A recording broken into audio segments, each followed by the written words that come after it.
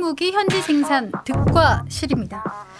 이 이야기 하기 전에 2차 계약 지금 진행되고 있으시죠? 김 팀장님 어떻습니까? 저희 그 K2PL 사업이라고 하는 그 2차 사업을 위해서 현지에서 컨소시엄 이행 합의서 체결을 했습니다. 그래서 현재는 저희가 하반기에 K2PL 사업 이행 계약을 차질 없이 수행하기 위한 계약협상 조직을 구성을 한 상태로 만전을 기하고 있습니다.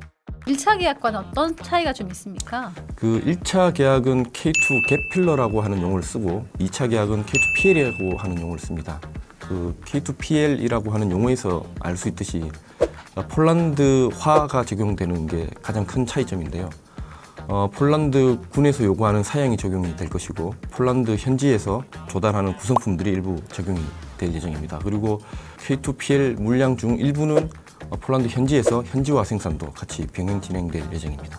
그러면 하나도 마찬가지로 K9PL이 2차 계약 물량인가요? 예, 맞습니다. 저희도 1차 계약 같은 경우는 한국에서 생산한 장비를 그대로 납품하는 모델이었다면 2차 계약은 K2와 마찬가지로 현지 생산이 포함된 모델이라고 보시면 되겠고요. 그래서 저희도 역시 현지 업체와 컨소시엄 계약 올해 초에 맺어서 같이 협상 열심히 진행 중에 있습니다. 언제쯤 이 성과가 나타날까요?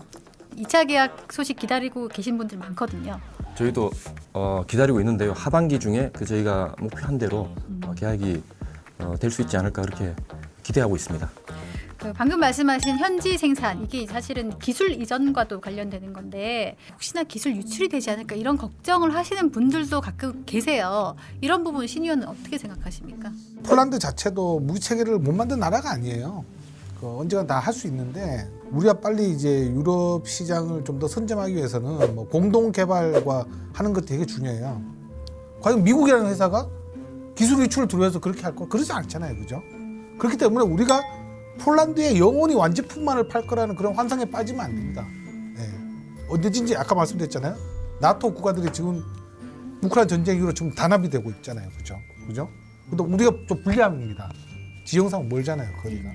그렇기 때문에 뭐 핵심 기술은 아니더라도 기본적인 기술을 통해서 현지에서 생산하는 게 좀 필요할 거라고 생각됩니다. 이제 방위사업청에서 이제 기술 이전 시 기술 유출에 대한 부분 또는 기술 이전 기술을 또 다시 제3국에 재판매하거나 뭐 이런 부분에 대해서 안전장치를 만들어 놨어요. 근데 이제 다만 조금 더 고민해봐야 될 부분은 그 안전장치라는 것은 결국 우리나라 국내 실정법에 적용될 뿐이지 외국 기업이나 외국 방산업체 또는 외국 국가에 적용할 수 있겠느냐?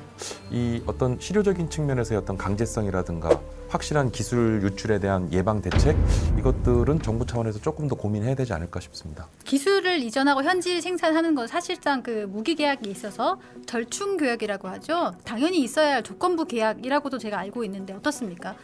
수출 저희가 하는 국가들의 사례로 보면 이런 절충 교역을 의무적으로 요구하는 국가도 있고 전혀 그렇지 않은 국가도 있습니다. 앞서 말씀 주신 노르웨이 같은 경우 이 절충 교역에 100% 어떤 의무를 주면서 현지의 어떤 일부 기술에 대한 이전이나 이런 것들을 요구하는 경우는 있습니다.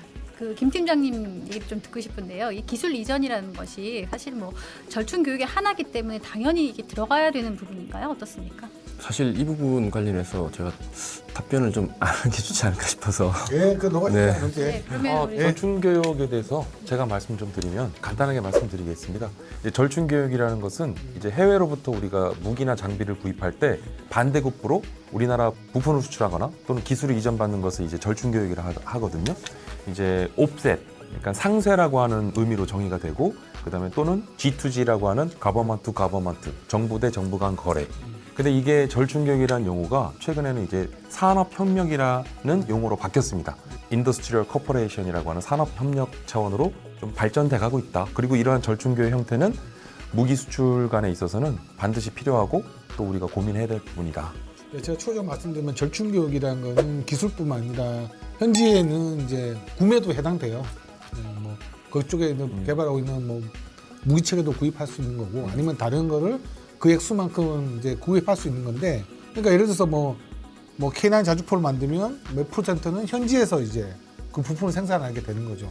그 산업의 그쪽 발전을 위해서 핵심 기술 거부 사례는 뭐 오늘 이 시간에 말하기는 좀 길 것 같아서 그 나중에 KF21 때 그때 말씀드릴게요. 네, 알겠습니다.